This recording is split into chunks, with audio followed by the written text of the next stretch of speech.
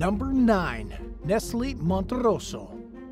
27-year-old Guatemalan hip-hop star Nestle Monteroso famously started a freestyle rap movement dedicated to empowering women who want to pursue careers in the music industry, and she was also a dedicated animal rights activist. Monteroso was last seen alive in early of December of 2022, leaving an office she owned in Guatemala City. When the people in her life stopped hearing from her for an unusually long period of time, they reported her missing. According to the U.S. Sun, residents who lived near the building reported a suspicious car with no plates to the police 3 days after the missing persons report was made. Witnesses recalled seeing a group of people dropping off the vehicle at around 10 p.m. outside an automotive repair shop. Responding officers found Monteroso's body inside a barrel in the trunk of the vehicle. An autopsy revealed that she was murdered via blunt force trauma to the head. The barrel was reportedly secured with rope, and locals claimed on social media that the young woman's body bore signs of extreme violence and that the barrel contained some kind of liquid. Authorities declined to go into detail about a possible motive for the murder or any additional findings or leads that could perhaps help explain what happened to Monteroso. Number 8. Tommy Lee. Before she made headlines in 2018 for getting arrested twice in less than 24 hours, rapper, model, and reality star Tommy Lee was best known for starring in VH1's Love and Hip Hop Atlanta series, and for her occasional brushes with the law. In the first incident, she allegedly lashed out at one of her 2 kids at the child's middle school. She was charged with battery, aggravated assault, and child cruelty.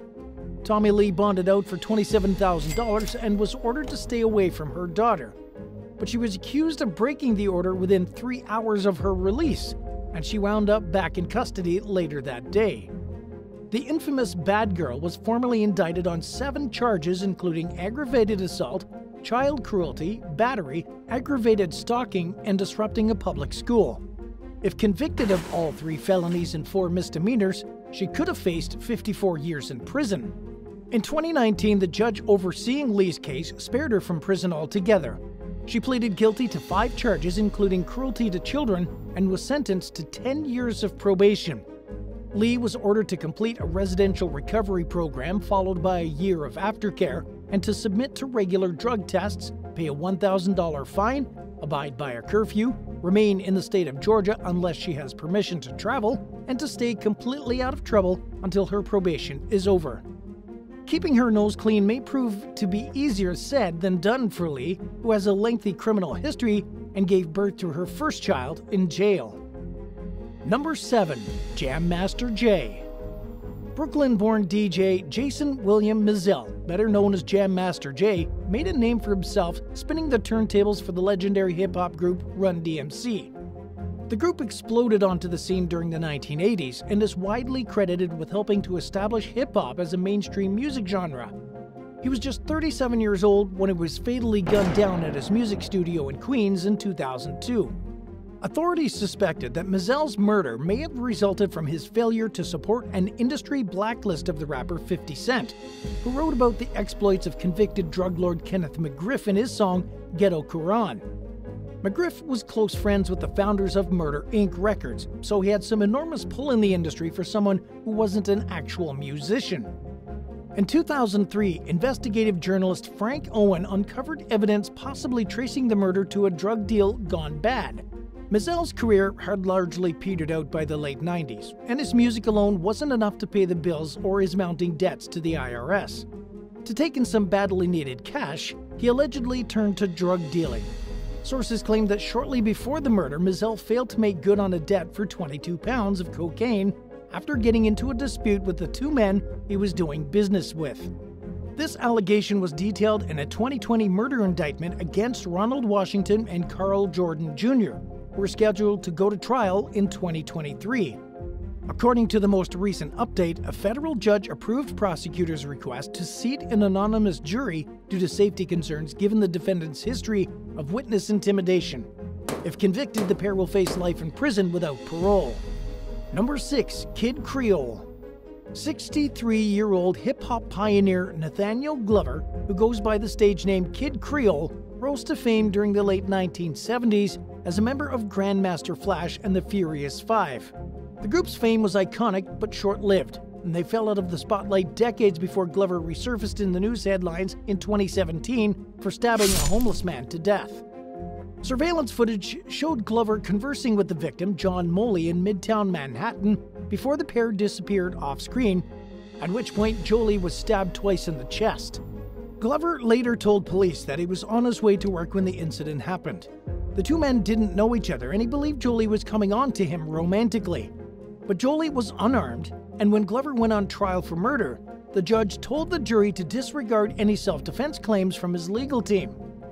Glover was convicted of first-degree manslaughter and was sentenced to 16 years in prison, plus 5 years of post-release supervision. He'll be 71 years old when his earliest possible release date comes in 2031. Number 5. Tory Lanez. Canadian-born rapper Daystar Peterson, better known as Tory Lanez, was accused of shooting female rap star Megan Thee Stallion during an altercation in 2020. The pair were riding in an SUV in the Hollywood Hills together when they got into an argument, and things got personal when Megan insulted Lanez's music. As she walked away from the vehicle, Lanez allegedly fired his gun towards Megan's feet and yelled at her to dance. She underwent surgery to remove bullet fragments. Authorities arrested Lanez for the shooting, which he blamed on Megan's then best friend Kelsey Harris. According to Lanez, the women were fighting over him when he saw Harris pull a gun and tried to stop her from pulling the trigger. During closing arguments, his attorney George McDyson accused Megan of lying about everything in the case from the beginning and lying under oath. But the jury disagreed, and in 2022, Lanez was convicted of 3 gun-related charges, including assault with a firearm. He faces up to 22 years in prison, and he's awaiting sentencing.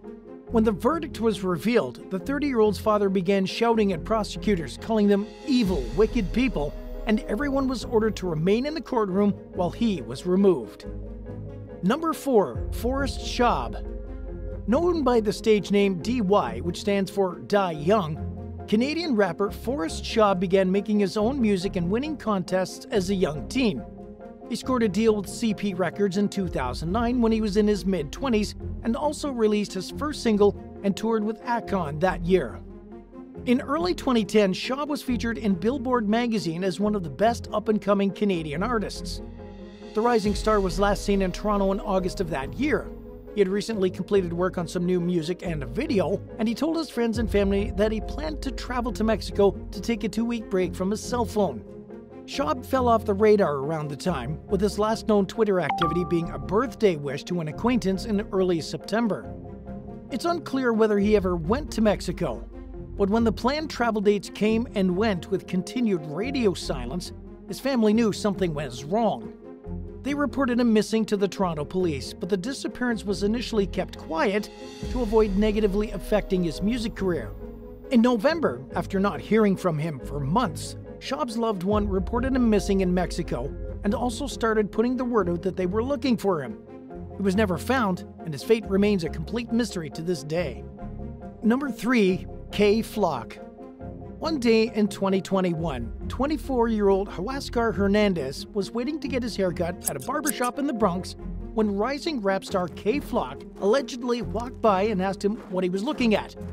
The men got into an argument, according to authorities, who accused Flock of fatally opening fire on Hernandez during the confrontation.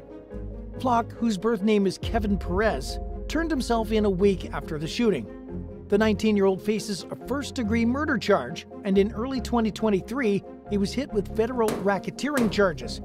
He and 7 others are accused of running 2 Bronx-based gangs called Sevside and Third Side. The U.S. Justice Department claims that between 2019 and 2022, the gangs collaborated indiscriminately to take out their rivals in the Belmont neighborhood and elsewhere throughout the Bronx and Manhattan, leaving entire communities terrorized by violence. They also allegedly referenced real-life acts of violence in their music and on social media. Sadly, Flock's decisions have derailed the talented teen from the promise of a successful rap career for now, and possibly for much longer depending on the outcome of his criminal cases. If convicted of the RICO charges, he'll face a mandatory life sentence in federal prison. A first-degree murder conviction could also mean life without parole. Number 2. Tim Dogg. Hailing from the Bronx, Timothy Blair, better known as Tim Dogg, made one of the first diss tracks that sparked the infamous East Coast-West Coast rap feud of the 1990s. Several of his early songs were critically acclaimed, but he eventually fell into the background. In 2011, Blair was accused of scamming a single mom from Mississippi out of $32,000. He met Esther Pilgrim online in 2007, and the pair began a long-distance relationship. Blair claimed he was trying to rebuild his music career and that he needed investors, as she generously used her credit card to help him out. When the case went to court, the forgotten rapper entered an Alford plea, which meant that he maintained his innocence, but admitted that the prosecution likely had enough evidence to secure a conviction.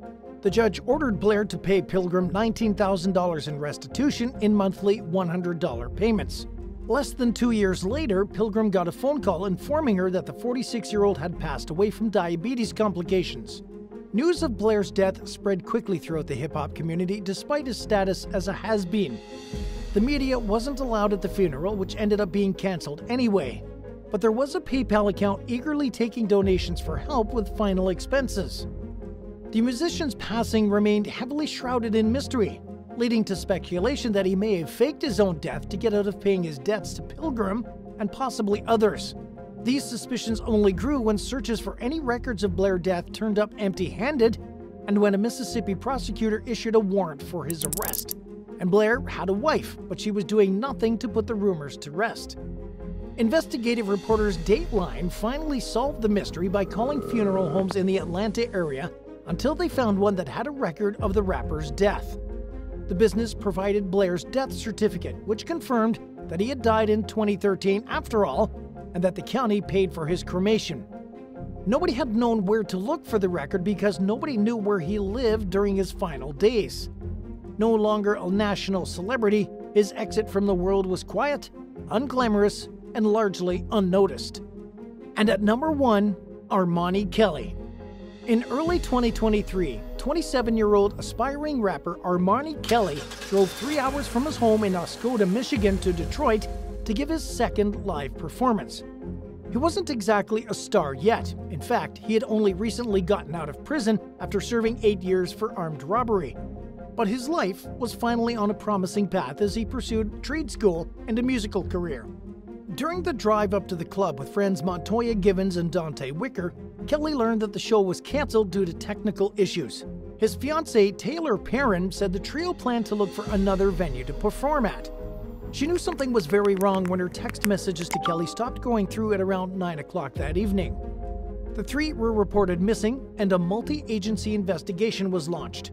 Detroit Commander Michael McGinnis told the New York Times that it's highly unusual for more than one adult to go missing under the same exact circumstances.